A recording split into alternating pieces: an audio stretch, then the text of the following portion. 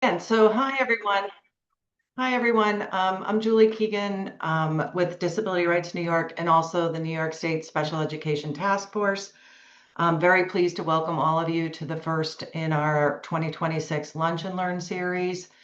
For those of you that are not familiar with the task force, we've been around for about 20 years now. Started as a group in the Capital District with the idea of trying to bring together all special education stakeholders to talk about issues impacting students with disabilities and to improve outcomes for students with disabilities. So we really try to invite and include parents, school professionals, service providers, students, and anyone else who's interested in these issues. The thought is if we can get everyone listening to the same information and hearing each other's comments and questions, that definitely goes a long way in understanding the positions of other people at a CSE meeting or just in the way that special education is implemented. I wish I could tell you what next month's topic is going to be, but we will be announcing what that is. I will tell you that included in this series, which will probably run through June, we hope to be doing a session on understanding evaluations, another on due process hearings, like when to use them, why to use them, how to use them, alternatives to due process. We will also be having someone talk about Portrait of a Student, which is sort of the new package of graduation options for students with disabilities. And then we're hoping to do a session on early intervention. Um, I also want to point out that the New York State Special Education Task Force website has now been uh, has its own website now. I will put that link in the chat later for everyone to look at. We're still populating it, but it has a calendar of upcoming events. So that's not only Lunch and Learn series events, but also regional task force events. So I encourage you to check that out. There's also resources on there, including the Special Education Digest, which kind of puts recent special education decisions in plain language for people to understand. We do have our bullying guide and special education in plain language guide on the website. And one thing that if you don't know about it already, you can access a whole host of trainings on special education topics that we've recorded over the last few years. Those are all on our YouTube channel, but you can access them right through the website. So I will put those links in a little bit. Um, as Laura said, if you have questions today, and we have reserved time at the end for questions, please use the Q&A function at the bottom of your screen. That's what I'm going to be monitoring in order to pose the questions to our panelists as time allows. But we definitely encourage questions because it helps other people understand, as I said, different perspectives and maybe areas where there might be some confusion. So with that said, it's my deepest pleasure and honor to introduce our panelists today on this really important topic of decision making and students with disabilities. It's just not something that is a topic that is a standalone topic that people really think about, yet it is so important that students understand how to make good decisions, both while they are youth, but also into adulthood. So our first speaker today is Dr. Gina Riley. She's an associate professor of special education at Hunter College and an educational psychologist. Gina recently spearheaded an effort funded by the New York Council on Developmental Disabilities to develop decision-making curriculum for students with disabilities and for all students in general. And I was amazed to just hear that she said that the curriculum is already being used in 478 schools. So I think that's amazing. It's so exciting, and I can't wait for you to hear all about it. In addition to that, we have Chris Lyons, who's the CEO of AIM Services. AIM Services is a very large provider of services to people with developmental disabilities in upstate New York. And importantly, AIM was recently awarded a grant from the Office for the Protection, sorry, for OPWDD to implement New York's supported decision-making law.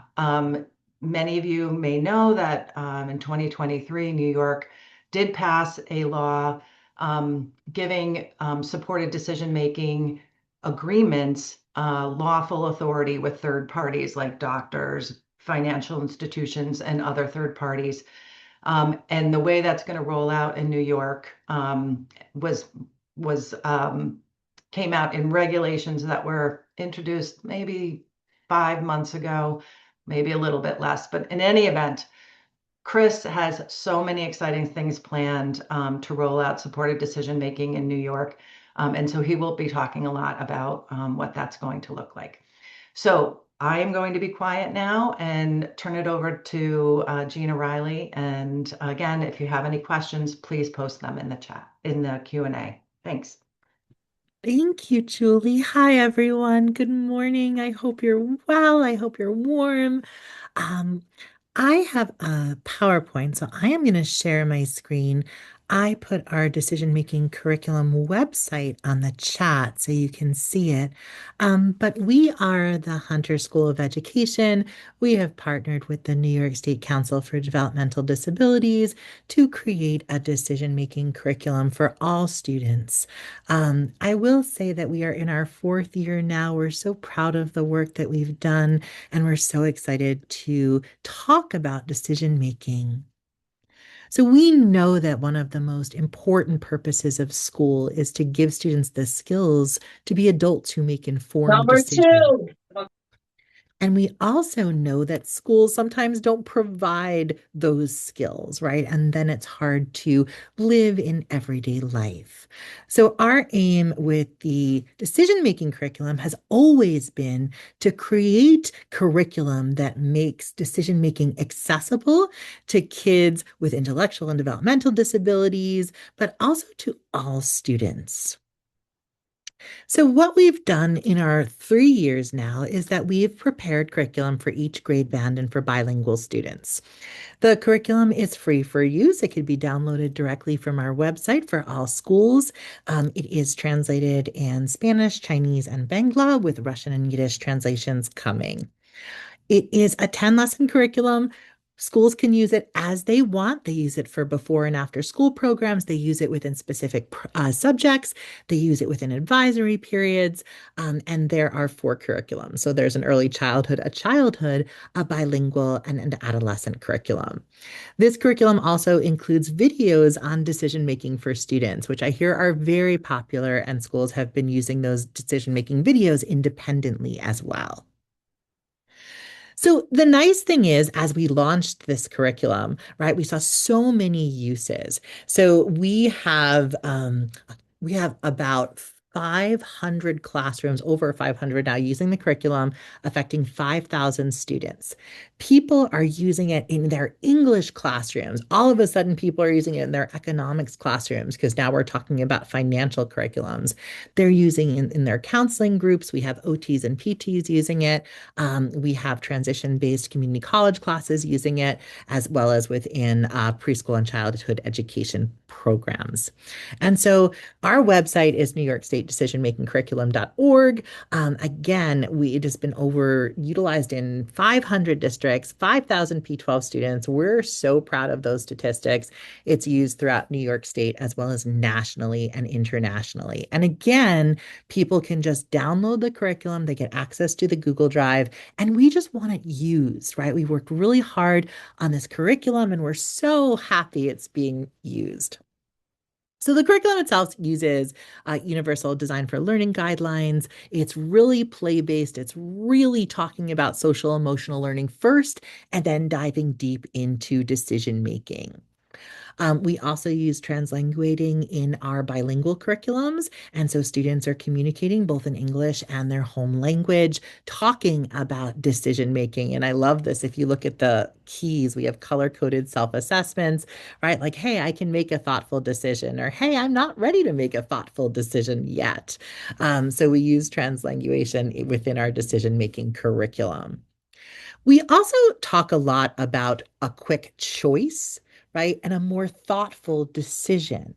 And this has been a hallmark of our curriculums. We know that there are differences between choices you make every day, choices kids make every day, and those more thoughtful decisions that take a little examination.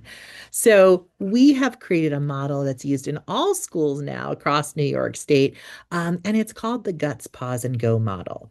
What we've done is we've taken research on decision making and we have thought of this 6 step framework. And again, it's so excited to see how these are used. When we think about decision making, the first thing is to gather information. And we talk to students with disabilities and without about ways to gather information. The second step is to understand information. To really, I mean, you can gather a whole lot of information, but you really also need to understand it. And so that would be the second step. We talk a lot about pros and cons list and thinking about consequences. We talk a lot about seeking out support. And I think when Chris Lyons starts talking about supported decision making, right, this comes in and we'll talk about how we teach that. I wanted to go from seek out to sport to go make the decision. And in fact, it was our students' feedback who told us, wait, there's a mid ground here, right? And it's that pause and reflect. Before making a decision, after, seeking out support, students need to pause and reflect on their decision making, and then they can go make the decision. So within our curriculum, we talk about pause and reflect and the importance of that. So again, we really want you to see the curriculum. We want you to utilize it in your own work. Feel free to download. I'll put the website in the chat again, but I wanted to just bring you some samples of activities from the curriculum. One of the first things we do in all the curriculums is a beach ball game. We want this curriculum to be kinesthetic. We want people to be thinking about choice making first, right? So we throw a beach ball. We talk about what's one item you can bring to the beach or that you'd want to bring to the beach. And so the person says their name, they toss and pass the ball. It's a great bonding exercise, but it's also a great thinking about choices exercise, right? I didn't think of when kids started saying, like, oh, I want to bring my headphones to the beach. I'm like, oh, yeah, like, don't you want to hear the waves? They're like, no, I want to bring my headphones to the beach. Cool, bring your headphones to the beach, right? And so they think about all of these different things. It's always a fun bonding game, and it gets like their decision making muscles thinking about like quick choices. Then we start and we talk about the steps. So we go through gathering information, we go through understanding information. And then we talk about thinking about consequences by playing a would you rather game, right? This goes from really easy to more challenging. So, would you rather take care of children or animals? Right? One of my students says, well, both involve poop, so I'll just pick the one that's easiest. Right? Would you rather work outdoors or inside? And now we're getting into like, oh, I never thought of that. Like this becomes a career-based decision. When thinking about housing, we talk to students about would you rather live alone or with roommates? Or would you rather spend your birthday money on an item or an activity, right? We have game cards, all the printed game cards. So we go from these easy decisions like taking care of children or animals or what to do with birthday money to these more difficult decisions. Where would you rather work? How would you rather live in terms of housing? We then do a lot of pod mapping when thinking about seeking out support.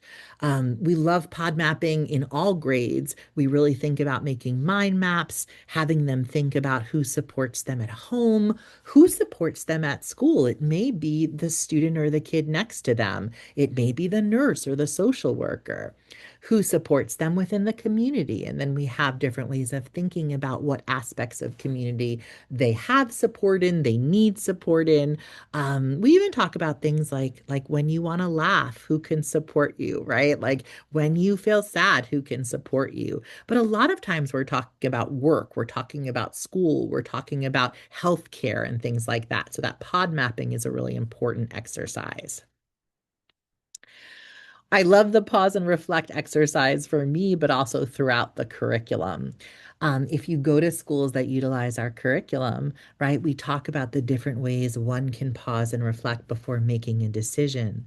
We also see a lot of our star cutouts. We give schools who are using our curriculum these star cutouts, and they really talk about recent decisions and put them on walls and put them on hallways, right? We want them to really own the fact that they are indeed decision makers. So they're not only getting mindfulness and self-reflection skills from that, but they're really thinking about themselves as decision makers, which we know for students with disabilities is hard, right? People are used to making decisions for you, but it's really important that you learn to see yourself as a decision maker. So that's something that we do as well. We have videos. They're within the curriculum. I'm gonna put some in the chat so you see it. But they go from Allie's sports decision. They go from making a decision about like what extracurriculars to utilize, what trips, what to do on birthdays, but also what to do in terms of work. So we're really proud of our videos that are, again, they're so amazing. They go through the guts and go model and they provide a really good framework. We also have parent and caregiver guides because we know that the family is a huge part of this. All of our parent and caregiver guides are translated. We have parent and caregiver guides for all grade ranges, and students and teachers and parents and even support staff have been really using those guides. We also, as part of this, have been offering professional development, talking to teachers and paraprofessionals and school staff, not only on the curriculum, but also on facilitating that internal motivation that's needed to utilize decision making, as well as how to enhance decision making skills in students with and without disabilities. I love parent PDs. They're always really interesting. And we really talk about decision making on the whole, right? It's really, really important for students to be able to see ownership in their decision-making capacity, as well as to facilitate the motivation to make decisions. And so we're always outreaching. We're so happy to be here. Thank you, Julie, and Special Education Task Force to outreach to more schools and districts. We're always collecting feedback. We have an amazing advisory council, and we just published a peer-reviewed article on the curriculum. So we're super excited about that. It's gotten a lot of support, and we're so thrilled and happy for the people who have supported us. So I'm just going to put the website in the chat again. Feel free to download that curriculum for yourself or for your student or for whoever you're working with. Again, it's free. You'll have access to the curriculum if you have any issues with download. I'm going to put my email in the chat. And then, Chris, I don't know if you want to start or if Julie wants to take questions, however you guys want to go for it. But thank you all. It's been so nice to be able to present the curriculum. Thank you, Gina. We did get one question. Is it recommended that this curriculum be delivered only by educators, or can this be delivered by other stakeholders providing care for students with IDD? Yeah, 100%. So we have doctors using it. We have homeschooled students using it. We have OTs, PTs. We have support staff using it. So you do not have to use it just in a school. You can use it anywhere. And I think that's the nice thing. We specifically made a flexible curriculum that can be utilized in all settings across the board. And that's been really nice to see how people are using it independently as well. And you don't have to use all of it. You can just use our guts and go model and talk about decision making. You can just use the videos. That's fantastic. I think it's really exciting. Um, I that's all the questions we have from the audience. I have a question. Because as people enter adulthood, there's a lot of concern about some individuals with developmental disabilities being vulnerable to wrongdoing and ill-intended acts by others. And I just wonder what your thoughts are on how that relates to decision making. You're muted. There I go. I'm chatting away. We talk about dignity of risk all the time, right? And the way I always introduce it is if you were all with me in a classroom or if you were all with me in a meeting room, raise your hand if you haven't made a bad decision in your life, right? And I see no hands raised, right? And so, unless someone here is perfect, which is amazing, oh, go with that, right? But really, it's, thinking about students, thinking about what they can handle when they can handle it, right? I don't think that students and dignity of risk, it's not scary to me anymore. As a parent hearing about dignity of risk for the first time, I was like, oh, I don't want my kid to make any bad decision ever. I don't want to put my student in a vulnerable place. But we also know that part of decision making is making wrong decisions. And part of decision making is making mistakes. And I wish our society normalized that more. Is there danger in making mistakes sometimes? Yes. But there's even more danger in not having students make decisions, right? When we don't give students the capacity to make decisions, right? That affects their whole entire self and actually really like paralyzes them in a way that everyday decisions feel really big. And it shouldn't, right? There should be a spectrum of decision making where you can start making your own choices and then you go to more difficult or harder decisions, as you go through. Our curriculum is made as a scaffold, right? No one can, I want to 100% protect everyone all the time, right? And we can't do that. But our curriculum has been made and scaffolded so that you go from talking about your students about choices and quick choices, right? To all the way to thinking about more considered decisions. Again, what we want to do for students who have disabilities and without is we just want to develop the decision-making muscle.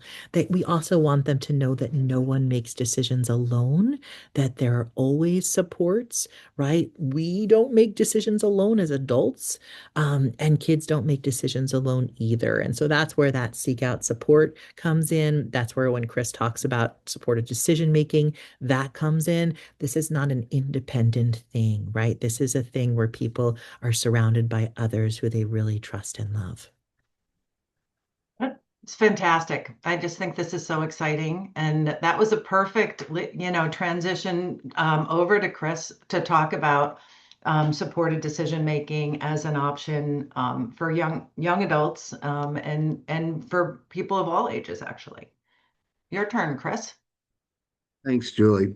And I want to thank the task force for asking me to do this. It's incredibly exciting for me to have an opportunity to address stakeholders across the state about this important initiative. And Professor Riley, thank you for your comments. Gina's message is a powerful one. And before I go through some of the nuts and bolts about the statute and rolling out supported decision making, I just would like, because she focused on the dignity of risk, I just want to talk about that a little bit. First of all, before I became the CEO at AIM, I was a trial attorney for almost 30 years, and I was empowered by several different stakeholders to crisscross the country trying cases defending provider agencies and individuals with developmental disabilities during the deinstitutionalization periods where we were into community-based settings and supports, and it created a great deal of litigation.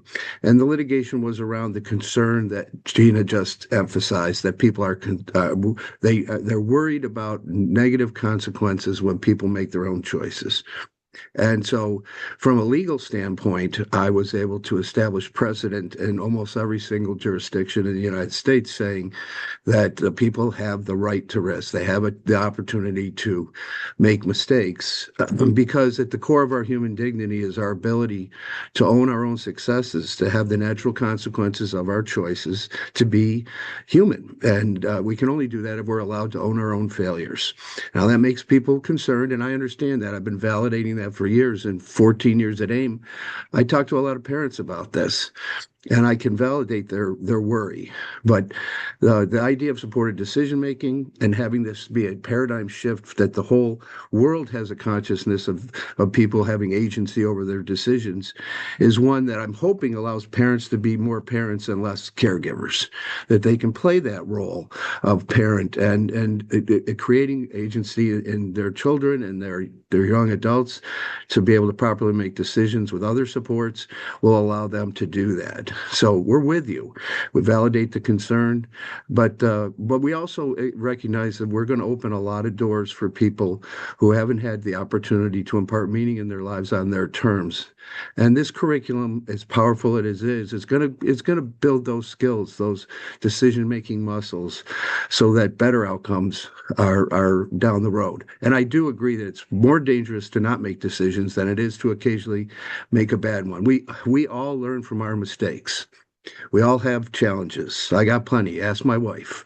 But I think at the end of the day, um, if you embrace this as a potential avenue, we're going to be creating greater outcomes, greater independence, and lesser restrictive environments for our young adults who are going out into the world and living better lives.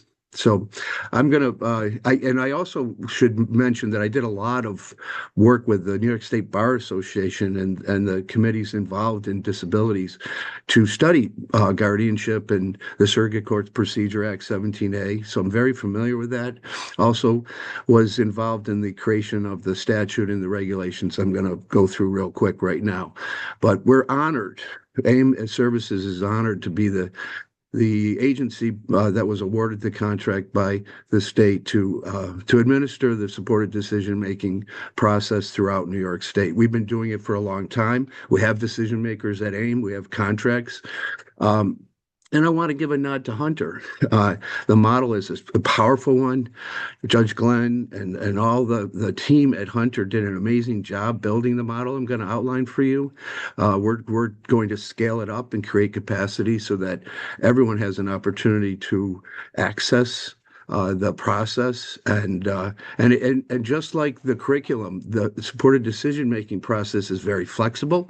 It has varied outcomes, and we're going from a model of control to a model of support in this country, and particularly in New York State. OPWDD has made it clear that we're not an institutionalized setting anymore. Community-based supports, not control. And so supported decision making is a great avenue to produce that. And I think that we're going to find it raises the consciousnesses of all people. And also I think you're going to find that the community starts to accept people. And I've always said it's not just enough to invite somebody to the table. You have to believe they belong there. And good decision making people will be our best ambassadors to that the population out there that still has a certain amount of stigma and ignorance. So, Katie, I'm not allowed to play with expensive things, so they won't let me do the slide deck on my own. So I'm going to ask Katie to pull it up, and I'll go through this.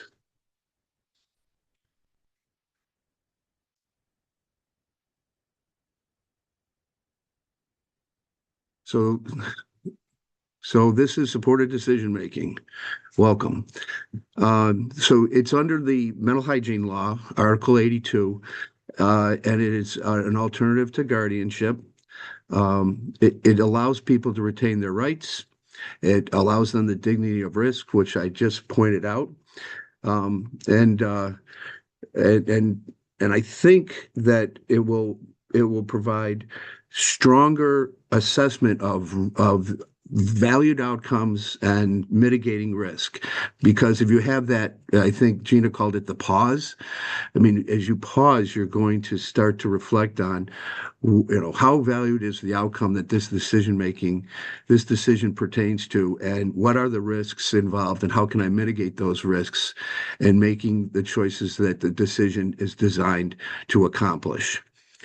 It also forms a network of supporters. I'm going to talk a little bit about supporters. They're a key to this.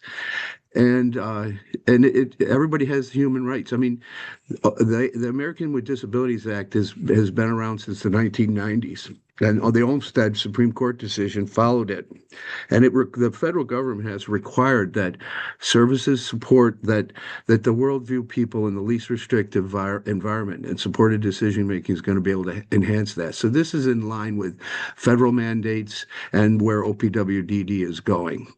Thanks, Katie. So it essentially says a person's right to make their own decisions is critical to their autonomy and self-determination.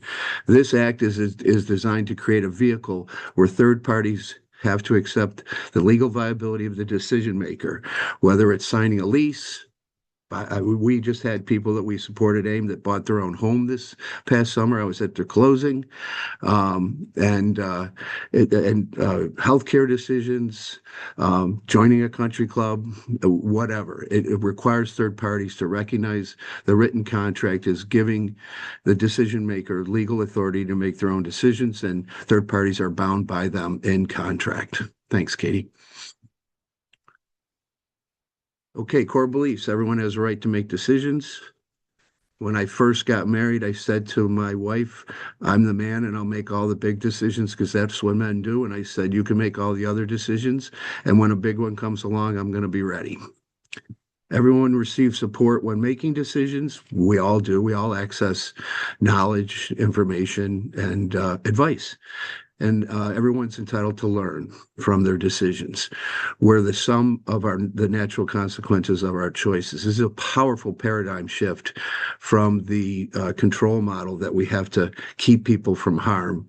We have to reasonably assess harm in supporting decision makers, but we don't substitute our judgment for theirs.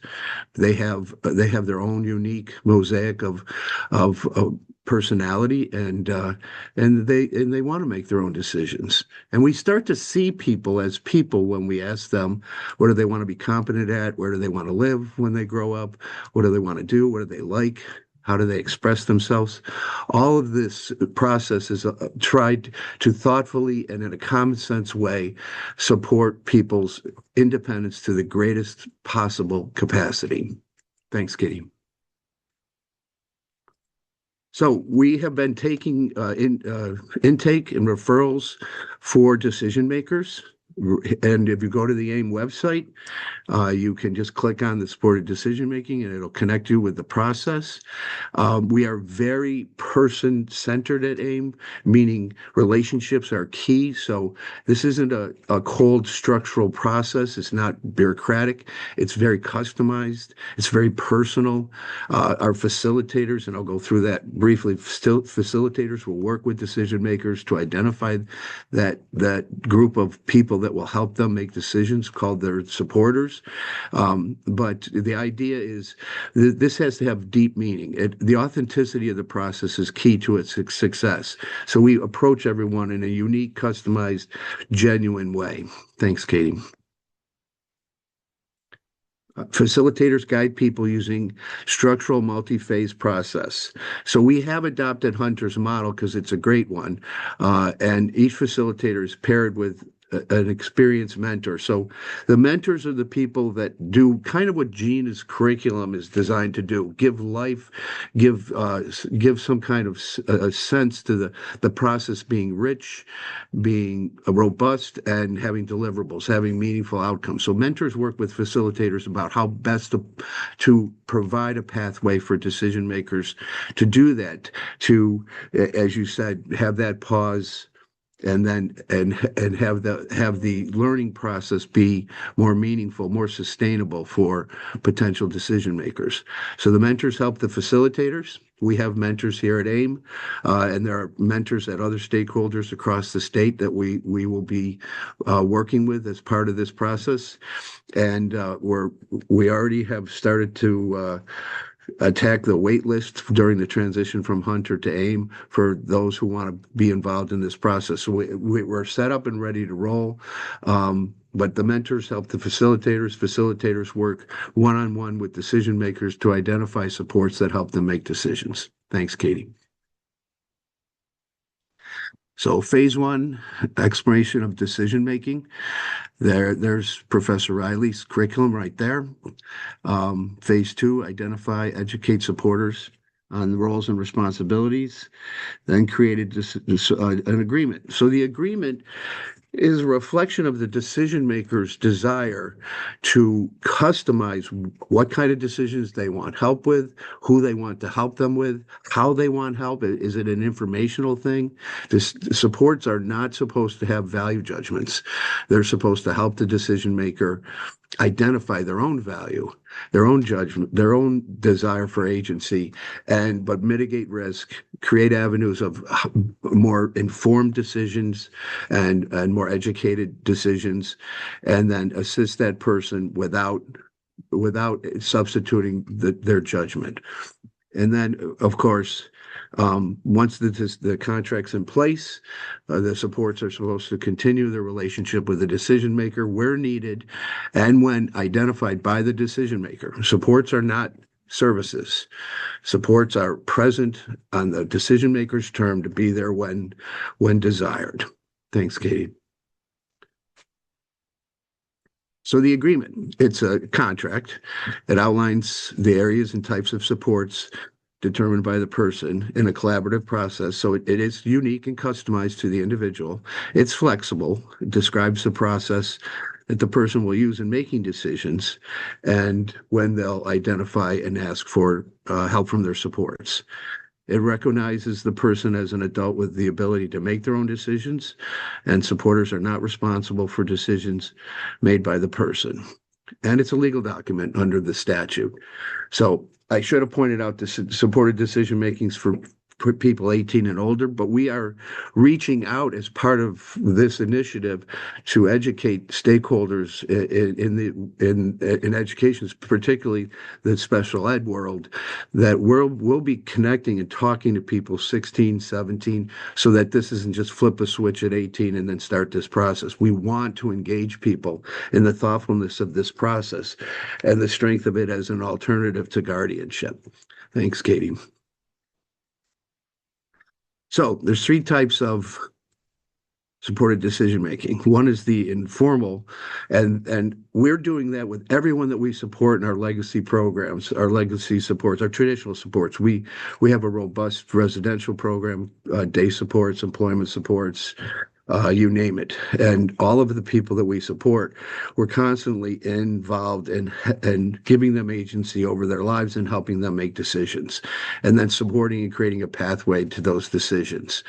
So you can engage your teenage child transitioning out of high school in this process, and you can do it even with younger people under Gina's curriculum. This is a wonderful time to start thinking about the dynamic, and it's an interesting dynamic because when as parents we have there's a matrix of complete control and no influence, and then it goes to no control and hopeful complete influence. So when a baby's born, you have complete control over that child.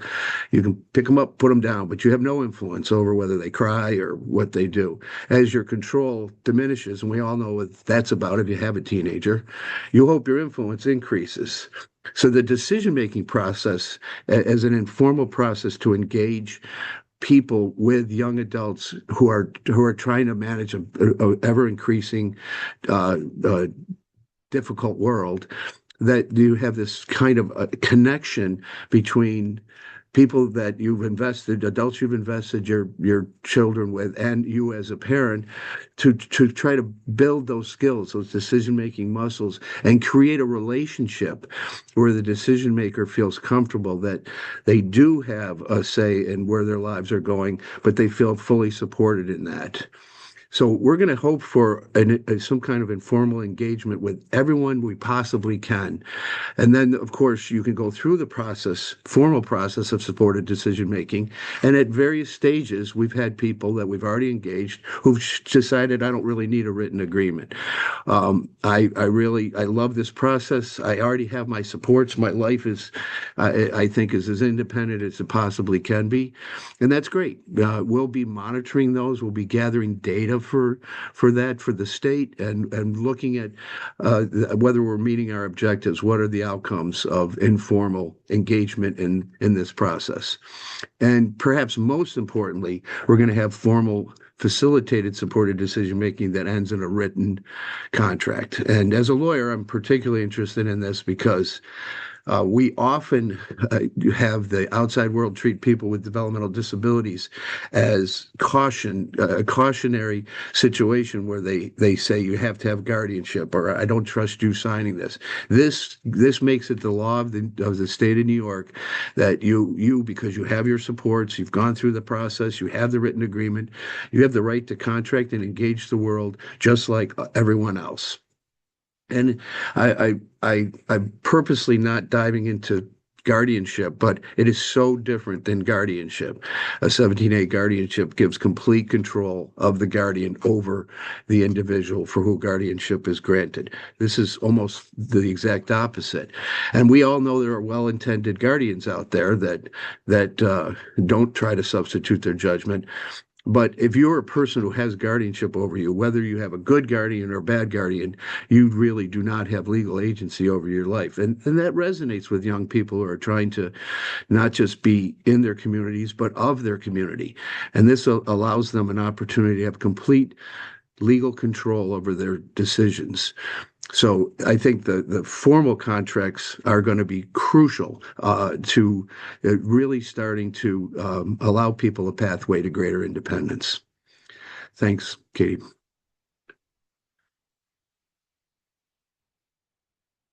Is that the last one? Yep. Yes, it's the Thank last you. slide. Thanks, Katie, You're welcome. my chief of staff. She's saved me in every way a bad organizer can be saved. So I just want to say real quickly, and Gina, we've had a chance to talk a few times before we did this, and I feel so connected in the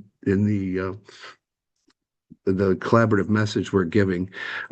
If you're 16 and you're neurotypical, nobody sits down with you and says, "Hey, have you thought about college?" They say, "Where are you going to college? What are you doing after high school?" But if you have a disability, people sit down and say, "Gee, and they've already prejudged that whether or not you can make a decision is a question, not who are you when you have that pause, when you reflect on your unique humanity and where you want to go. I want to be at the day where we are like, yeah, where are you going to college? Or like that we treat people with developmental disabilities who have gone through this process and are empowered to be seen as everyone else with wishes and desires and dreams as they go into adulthood. Yeah, agreed. I think that's why the identity of as a decision maker part of this is so important, right? Part of the curriculum, part of your message. We really do need to facilitate in individuals with and without disabilities that competence as a decision maker. Exactly. So those are my formal comments. I can keep talking. I'm a talker. I we know that, but this is like such helpful information, and it's like I said, it's just really exciting.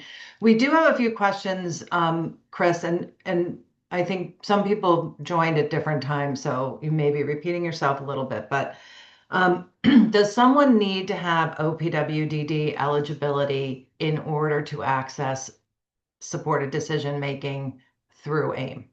No, you don't have to All be in right. the waiver. No, Okay. please. Yeah. Yeah. This is designed to reach anyone who wants to enhance their ability to engage their world in a more independent way.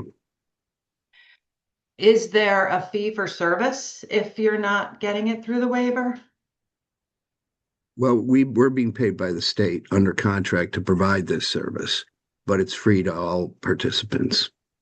Oh, that's fantastic. I didn't know that. That's very exciting. Um, Okay, so then that answers another question, which was from a medical provider who wanted to know if they could refer families to AIM services, even if they don't receive services from AIM. And the answer to that is yes, you're serving the entire state. Yeah, Yeah. absolutely. And if you know anything about AIM, I should have mentioned a few things. We're an extremely large agency that covers just about all of New York State. We're the largest provider of self-directed services. If you're in waiver and under OPWDD supports, you know what self-direction is. And we don't silo inquiries. You could come to me and want to know something that has nothing to do with what we do. We'll listen and try to steer you in the right direction. So please, if you have anyone that even has a question about whether this is relevant to them, have them reach out to us. We'll have a conversation, and we'll either engage them or get them to a spot where we can get the proper supports or answers to their questions. Um, what if someone's interested in being a facilitator? Um, are you looking for facilitators, and what would that entail? Um, we right now we're hoping that the core of facilitators will be attached to provider agencies because they'll have some direct knowledge of services and have had training and experience in the DD world. But it doesn't rule out somebody who has unique experience or brings some unique talent to that process. We'll always have a conversation. We're not actively recruiting facilitators right now, but if there's somebody out there who wants to talk and we're like, geez, you'd be a great facilitator, then we would certainly have a conversation. We never say no. We always say how. Um, this person asked this, apologize because they joined late, but just said, but if you, I think if I'm understanding correctly, if you have if you engaged in informal supported decision making, but you have a supported decision making agreement, does it have legal standing, the agreement with third Right. So parties? So I might not have been clear about that. You can learn about supported decision making, sort of like taking parts of Gina's curriculum for where they're valuable and plug them in wherever they can uniquely add value. That's one. Then you can engage in supported decision making, but doesn't end up in a written agreement. But you have a facilitator, you're in our system, and we support that process. But you may choose not to have a written agreement or you can have a written agreement. So the informal engagement in supported decision making is only different from the formal in that there's no written contract, no written agreement. Okay, thank you.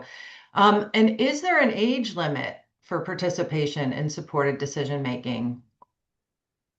Just 18. After that, anyone can. 18 and up, right? 18 Yeah. and up. Yet we're birth to where we're all headed. Right. And Me, I have me to sooner than from most of you.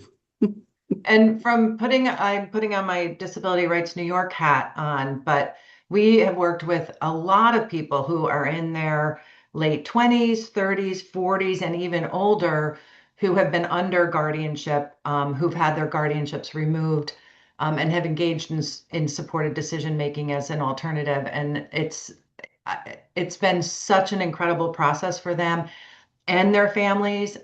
They report that it has really lessened tensions within the families when there was dispute about, decisions. And so it's been a great thing. And it isn't just kids, although we certainly want young adults hearing about supported decision making. Really, this is such an important point, and thank you for bringing it up. As an attorney, I've been involved in lots of restoration of rights petitions and engaging. It's a powerful thing when a 35-year-old person has guardianship removed and they know now that they can engage in this process. Supported decision making is going to be a pathway to exploring that possibility for those who find it appropriate.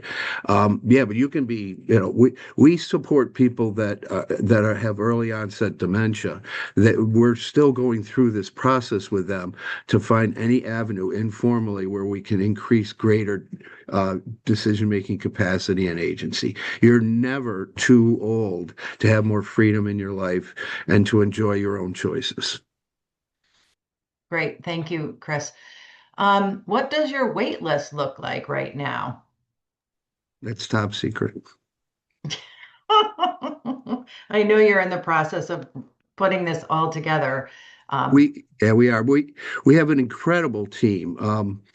We just have, I have the amazing joy to announce that we just had the Deputy Commissioner at OPWDD, Alexis Harrington, join our ranks. She's going to be directly overseeing the supported decision-making process with my help.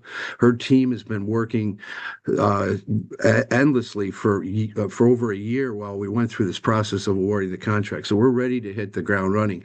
We have employees from Hunter that are now AIM employees and are working with us so that there's a seamless transition from their waiting list to what we're doing. And we're attacking that waiting list with great alacrity. So I'd like to say there really is no waiting list, but I can't. Oh, right. Again, I know you're in the development stage. So another question, interesting, is it possible to be a guardian and use supported decision making where it makes sense for the individual? Yes. In fact, there's a lot of misconception about 17(8) guardianships. There's a lot of case law out there that says just because you're a guardian doesn't mean you can control the person over whom you have guardianship. You have to make decisions in their best interest, not yours. That's case law in New York State. People, it still is it's a very pretty complete control legally as far as making final decisions, but you can have your guardianship challenged if you're not making decisions in the best interest. And lots of people who have guardianship are well able to advocate for themselves and say, I don't want this, and my guardian does. And that's a pathway to restoration, and those decisions by guardians have been successfully challenged in court. So yeah, if you're going to keep guardianship and you just want to be a better guardian, then yeah, this process is for you. So is Gina's curriculum. I mean, yeah, this isn't a siloed thing. This is raising the consciousness of the entire population in New York State about how we should view people with challenges, and that's like people. That's right, and not perpetual children. I really appreciate that. Um, do you offer presentations to parent groups? Yes, at a great cost, though. I I need transportation. I need a really good hotel room. Only the green M&Ms in the room. No, I'm happy to talk to anybody free of charge at any time. I'll engage anyone that wants to listen to our story. I'm going to start taking Gina with me. Same. Decision-making curriculum does parent presentations. And Chris, I'm gonna take you with me as well. Here's a comment, sort of a question. This is an amazing talk. How can this be shared with our developmental disabilities medical team? We are often asked to sign guardianship paperwork and need to better understand shared decision making as an option. Great question. So part of AIM's initiative is to engage with various stakeholders who have a great say in how guardianship works. We're going to be talking to the Department of Education about this. We're going to be talking to medical groups, doctors, um, hospitals, because they're constantly with MOLS and decision making. They're constantly engaged in this process. Um, I am on the ethics committee at Saratoga Hospital, and the director of palliative care there and I are very close. So there is a good connect between providers, Gina's curriculum, and primary care physicians. So we're working on some kind of outreach narrative that will resonate with them. That Great, wasn't a thank you. great answer, but it's coming. No, it's fine. I'm gonna self-plug Disability Rights New York too, if it's okay for me to say that, because for the last year we've been working on developing kind of continuing education for medical professionals who are asked to sign or complete affidavits for guardianship petitions. That does exactly this. It kind of explains what is this affidavit? What does it mean? How does it fit into the process? What should I be thinking about when I'm completing the affidavit? Um, and what are the alternatives that I might be talking to families about? So we're hoping to put that out there. I know we've mentioned it to you, Chris, and hopefully there will be some collaboration. But we are doing that with some folks at this University of Rochester Strong Center, which is the University Center for Excellence in Developmental Disability. So there's things coming, and I think you'll see more about this, medical providers and everybody else, all other stakeholders, in the coming months. It's an incredibly important point. Historically, doctors, I hate to use the phrase rubber stamp, but doctors have just signed affidavits and with the well-intentioned desire to help the parent and not thinking about the patient who is actually the petitioner in guardianship, right? Or the respondent in guardianship. So yeah, I think that's a very important point. I think doctors are learning now that when they start to evaluate someone, the criterion of evaluation has shifted to where many people would not qualify under the way doctors are going to start looking at this, that they see competency where they might have glossed over it in order to help the parent get guardianship. Right. And, one of the unfortunate things, I'm going to say it about 17A, and I think it's frustrating for parents and everyone else, is that it's all or nothing.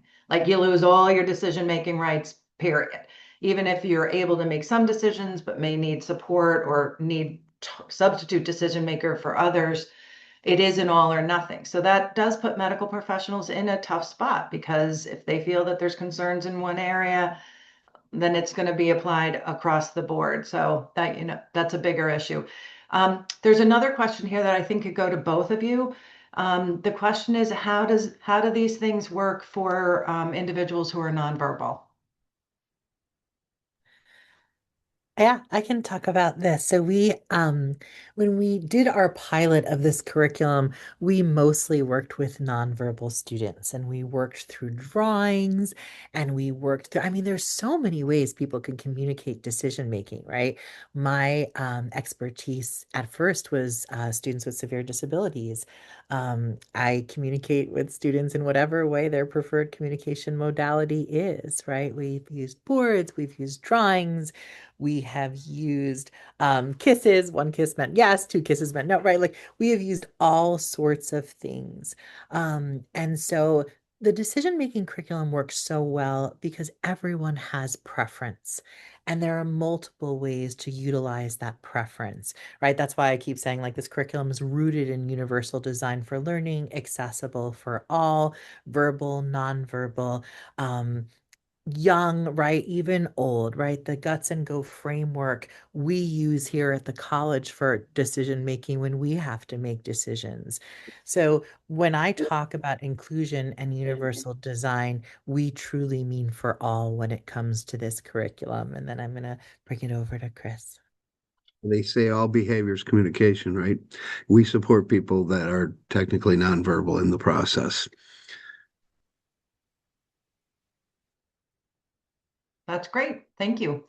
I am not seeing any other questions. Hold on a minute. Okay, we at Disabled in Action and Downstate New York Adapt would like to get the word out.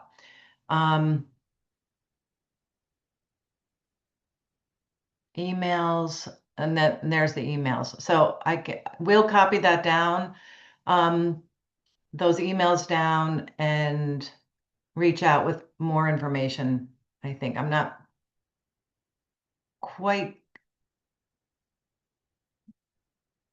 clear on what the comment is seeking, but we can follow up since we have your emails. Okay, I am a pediatric nurse practitioner at University of Rochester Developmental Clinic, and one of our new doctors also is Rebecca. Well, we are interested in this topic. Okay, that's a comment. Sorry, glad to hear it. Can we provide contact info for speakers? That is actually up to you, Gina and Chris, on how you want to be. I know that both of your websites, that might be the best way, and we have provided the links to both websites. Does that Sea work? Lions, Sea Lions, that's CLYONS. I tried to put it in the chat, but like I said, sea lions at aimservicesinc.org. Aimservicesinc.org. That's my direct email. I'll get you to the right person, or I'll forward Yeah. it to Gina. Yeah, and I'm You're great. Yep, Griley at hunter.cuny.edu. You know, I will say that we have always spoken to a lot of medical schools as well as medical facilities about decision making as a whole. We did presentations for Montefiore and New York Osteopathic Institute. So I see this as an up and coming, right, conversation. More medical professionals are asking about this and want to learn more. So I'm so excited. There are also medical professionals in the audience. So important. We have a lot of guts and go posters in medical offices around here. That's great. I think that is it for questions, but I have really appreciated this conversation. I think we've talked about a lot of exciting things and it's been super informative. And you're both very busy people doing very good things, and we really appreciate your time putting this together as well as coming and sharing today and responding to follow-ups, because I think there's definitely a lot of interest and you may be hearing from more people. But this is really good work that changes the lives of people with disabilities and their families. And we really appreciate that. Um, just for everyone else, you will be receiving an evaluation link by email. We really appreciate it when you give us feedback. There's also an opportunity to ask follow-up questions in there or identify topics that you might be interested in learning more about in the future. That's our goal here, to get information out to folks on topics that they're interested in. But that feedback is just very helpful. So please, it'll take less than a minute. And we would really appreciate it if you could share that with us. But if there's no other, I think we're there. I see you're getting lots of hearts. It's like not even Valentine's Day yet, and there's all kinds of love messages going out. But I agree completely. This has been really fantastic. Chris, Gina, thank you so much. And for the rest of the folks, if you know people who are going to be interested in this, we will be posting the recording on the Special Ed Task Force YouTube channel. Usually takes a week or so for that to get out, but we usually send an email with it. And maybe we can share the PowerPoint too, or some of the information from the PowerPoints as well. So again, thank you so much, and everyone stay warm. Spring is coming, and hopefully we'll see you next month at the next Lunch and Learn series. Thank you. Julie. Bye-bye. Thank you all so much. Thank you, Julie. Have a great day, everybody.